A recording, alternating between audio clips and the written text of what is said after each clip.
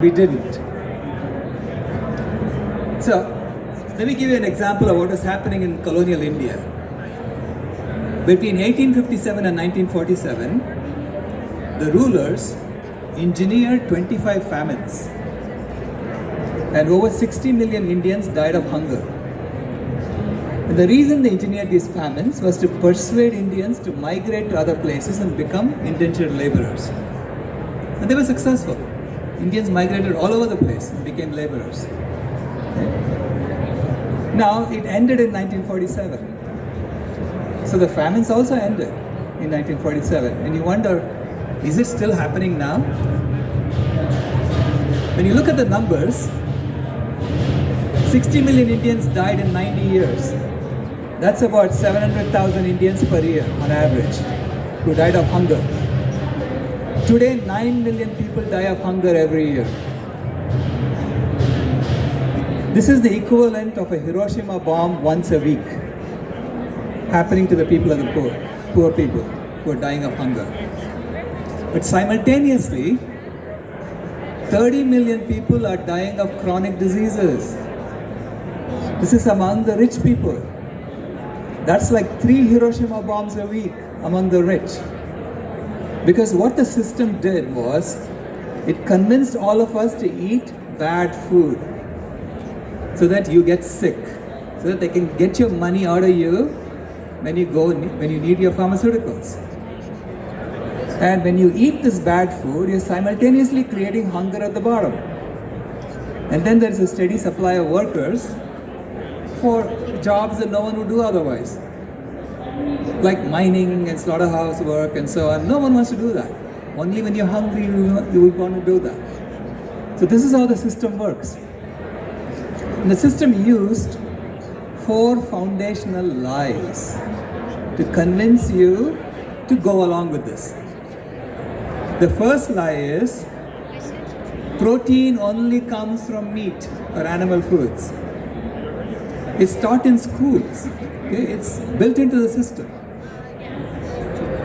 So that's the first lie that they told you. This convinced all of us to eat meat.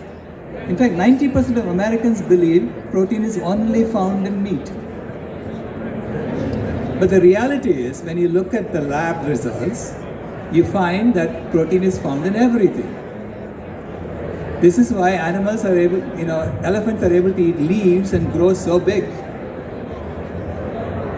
So all the plant foods are shown here, you'll see. And you look at the amino acid profile of the plant foods, they look pretty much similar to what you find in animal foods. In fact, there are 11,500 foods that have been measured by the University of Minnesota, and it turns out that all plant foods have all amino acids and have complete protein.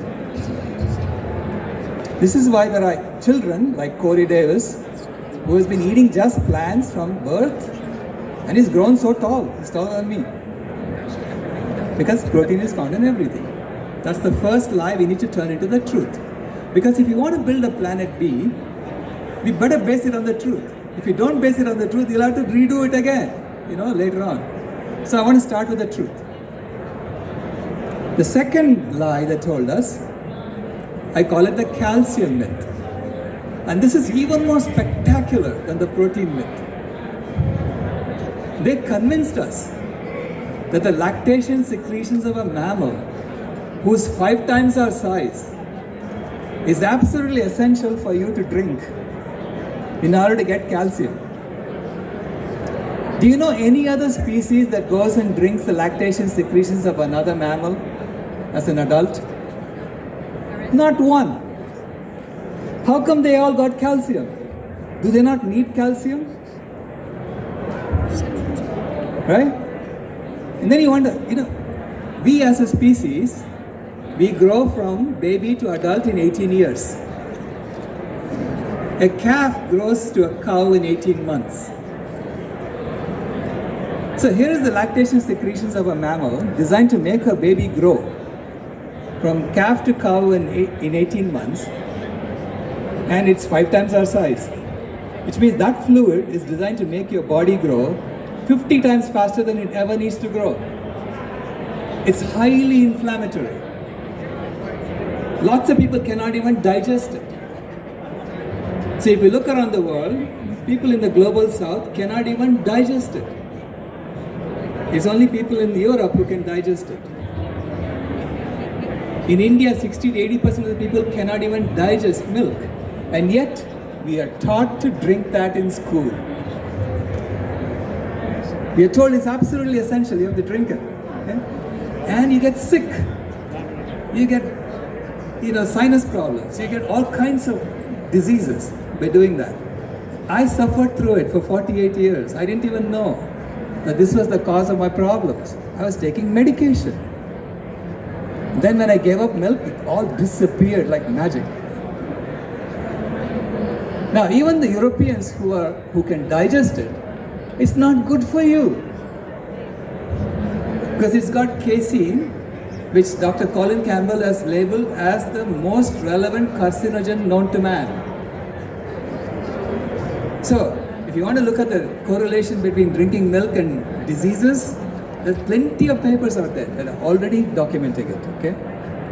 So what is the truth? The truth is, if you eat enough calories on a not natural diet, you will get enough calcium. Don't even worry about calcium. So we have been eating the wrong foods in order to address nutritional needs that do not even exist. Protein and calcium are not issues for us, okay? There are no hospitals with wards full of people because of protein deficiency or calcium deficiency. It's a non-issue. But that's the second myth, the second lie they were told. The third lie, you want to know the third lie? The infinite growth myth. So the third lie is that human well-being necessitates endless economic growth. So we have grown the economy to the point where the life support systems of the planet are all screaming in alarm. There are 6 life support systems that have gone outside the bounds. They're in the red zone. Any one of them, you leave them in the red zone, it's sufficient to kill life as we know it on the planet. So it's like a 6-alarm fire going on the planet, okay? And it's saying change. You cannot continue growing the economy. And yet every leader, every political leader around the world is trying to grow the economy. Like, what happened to their brains, What happened? Why are we buying into this? The truth is, human well-being necessitates a sense of purpose. And when the life support systems of the planet are screaming in alarm, we have a purpose. The purpose is bring it back to the green zone and keep it there. That's our job as a species. I'll go through all these violations later and I'll show you this magic sauce that you can do. Okay? That will help you overcome this. The fourth myth, the fourth lie, is what I call the climate myth, which is that fossil fuel use is the leading cause of climate change. And that's a lie. In fact, the IPCC uses a accounting convention that makes it look like it is the leading cause of climate change. And I'll tell you why they do that. Okay? So the first pie chart is what you'll find in the IPCC reports. You'll see that fossil fuels are causing 48% of emissions, and 15% comes from industry, and so on. So you can see the pie chart first. But the second pie chart is from a paper by Jared Wedderburn Bishop. It was published in February of this year. And you will see that he is saying that animal agriculture is the leading cause of climate change, not fossil fuels. Fossil fuels have only caused 18%. Okay? How did he come up with that? Why is his pie chart so different from the first pie chart? In fact, I took his pie chart, I took his data, and then I applied another result from another paper by Jim Hansen, and I got the third pie chart, which you see over there, which says that animal agriculture is responsible for 66% of emissions of heating, warming that has happened, and fossil fuels have only caused 2% of the warming. How did that change so much? And I'll show you why. Because when the IPCC's conventions, the Intergovernmental Panel on Climate Change, these are the 4 issues. First, they undercount deforestation emissions by a factor of 3. Second, it undervalues methane emissions by a factor of 3. Third, it ignores cooling emissions. And fourth, it ignores the carbon opportunity cost of the land. So if you look at how they're counting, they're only using 4 gases: CO2, nitrous oxide N2O, and methane, and halocarbons. Now, if climate change is caused by 12 different gases, and you only count 4 of them, will you get the right results? So what Jared Bishop did was to say, let's count everything. And when you count everything, you see there are 6 warming gases and 6 cooling effects. And the cooling effects are offsetting the warming. Okay? And fossil fuels are causing a lot of the cooling effects as well. This is not good. I'm not saying we should keep burning fossil fuels. I'm just saying that the warming has been masked by the cooling. And if we stop fossil fuels suddenly, you are going to remove the cooling very, very quickly, and we are going to kill us off. This is why it's very, very important that we address animal agriculture first and then dial down the fossil fuel use. Okay? So when you go, and this is the update that I did with Jim Hansen's results, because he just said that the cooling is actually much more powerful than we thought, and the warming of CO2 is also much more powerful than we thought, and those two have been cancelling out. When I put that into the same numbers, you'll see fossil fuels have only caused 2% of the warming so far, whereas animal agriculture has caused 66% of the warming. So this is the good news.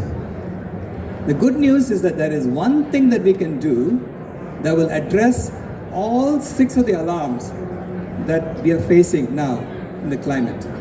We already knew that animal agriculture was leading cause of the other 5.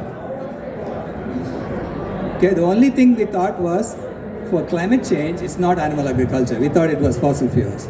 So the way the media was portraying this is that don't look at the other 5, only focus on climate change. And within climate change, I'm going to tell you, go buy electric cars and solar panels and the problem will be solved. I'm sorry, it's good to make money, but it's going to destroy our planet if we don't do this right. Okay? And the reason animal agriculture is the leading cause of climate change, leading cause of all the problems that we are facing, is because of how we use the earth today. How much land it takes to grow animals and to get food from animals. This is how we use land today. If you look at all the land we're using for cities, railroads, highways, all the built land, and you put it together, it's only 1% of the ice-free land area of the planet. If you take all the unused land, the mountains, the deserts, and put it together, it's 19% of the land area of the planet. The original forests are only 9% of the land area of the planet. This is why wild animals are dying in front of our eyes. Not only is their habitat being taken away, it's also being fragmented. So they're not even able to meet each other. So they're dying. Okay? 37% of the land area of the planet has been turned into grazing lands for animals, for our farmed animals. And half the cropland output is going to feed our farmed animals. So our farmed animals have taken over 43% of the land area of the planet for themselves. I mean, they didn't do it, we did it for them. And as a result, we have cut half the trees on the planet. There used to be 6 trillion trees on the planet, now there are only 3 trillion trees left. A tree stores carbon that used to be in the atmosphere. See, if we cut off half the trees on the planet, don't you think it would have made an impact on the climate? What the earth has done, she's been amazing to us. She has compensated for this by increasing the bulk of the CO2, carbon stored in the trees. So the remaining 3 trillion trees are bulked up to take over So this is a self-correcting system, It's amazing, nature. Now, if you look at how much food we are getting, 85% of the food we eat worldwide is already coming from plants. And that's produced on 6% of the land area of the planet, from the cropland. 12% comes from land animals. For that, we are using 43% of the land area of the planet. And then 3% comes from the ocean, for which we have been destroying the entire ocean. So suppose now we eliminate that 15% that comes from animal sources and replace it with plants. Not only that, we also stop using animals for any other purpose. Because right now, the animals are giving us 190 million tons of food, within quotes, and 140 million tons of skin, blood, and bones that we use for other things like clothing and shoes and glue and gelatin, you name it. But all of those we can do with plants. And if we did that, I claim that we can return 40% of the land back to nature. As well as the entire ocean, we can give back to nature. And nature is so amazing that if we give her back the land, she brings back the forest on it. If we leave her alone in the ocean comes back. There are places where we have to help and intervene and, to aid nature. But most of the time, nature does it on her own. This is why I go around the world promoting people to go vegan. What is vegan? You may have heard of it. How many of you have heard the word vegan? Awesome. So we have an acronym for vegan. Vegan means vitally engaged guardians of animals and nature. The official definition is a way of living that seeks to exclude, as far as is possible or practicable, all forms of exploitation of animals for food, clothing, or any other purpose. People come to veganism from many, many angles. So I've given 4 of them here. Through the environment, through health, through spirituality, through ethics. But no matter which portal you come to veganism from, eventually you'll begin to see all of them. You'll see the impact of all of them. Okay? So it is something that we can all do together, and when we do it together, we form the nucleus for Planet B. And Planet B will take off as more and more of us join this. Because then we are doing things together in concert. And the thing that we are doing 3 times a day, and every purchase we make, has a tremendous impact on the systems on Planet A. So it's going to literally crumble in front of our eyes when we do that. Meanwhile, we have to build the systems of Planet B. Now, the reason it hasn't worked very well at the UN has these Sustainable Development Goals, and I know Rotary is part of that, right? 17 Sustainable Development Goals, including no poverty, zero hunger, good health and well-being, you name it. But it didn't work. It hasn't been working because it has goal number 8, which I've taken away. Because what was goal number 8? Economic growth. So every nation that signed this has been pretending to meet the goals by just growing the economy. And I'm saying, guys, it's time to stop pretending. Let's work seriously with integrity on solving this problem. So replace goal number 8 with goal number 18. Goal number 18 is zero animal exploitation. So I'm appealing to Rotary, please support our drive to drop goal number 8 and add goal number 18 at the UN. So then all our efforts will be concerted towards putting out the fire on our planet. See, when I had a fire in my home, I changed my routines. I wasn't interested in making coffee anymore. I was trying to put out the fire. And I wanted to save just the life that was in the home, not my wallet. I didn't go looking for my passport. I was getting my children out of there. That was it. I didn't care about anything else. We now have a fire on our planet. In 2009, they said it's a 3-alarm fire. By 2015, it became a 4-alarm fire. By 2023, it was a 6-alarm fire. And I just found out that the 7th alarm is going off on ocean acidification. But there is one thing we can do that will address all 7 of these alarms. That is to go vegan. Why wouldn't we do it? Of course we're going to do it. It's a question of when we do it, not whether we do it. And I say that this is a project that we've been working on for the last 50,000 years to create this thermostat for the planet so that we can maintain it forever as the caretaker species of the planet. But for us to complete this project, we have to make a U-turn.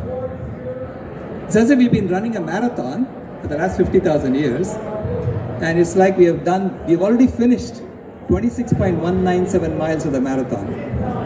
We have only 14 feet to the finish line. But to get to the finish line, you have to make a U-turn.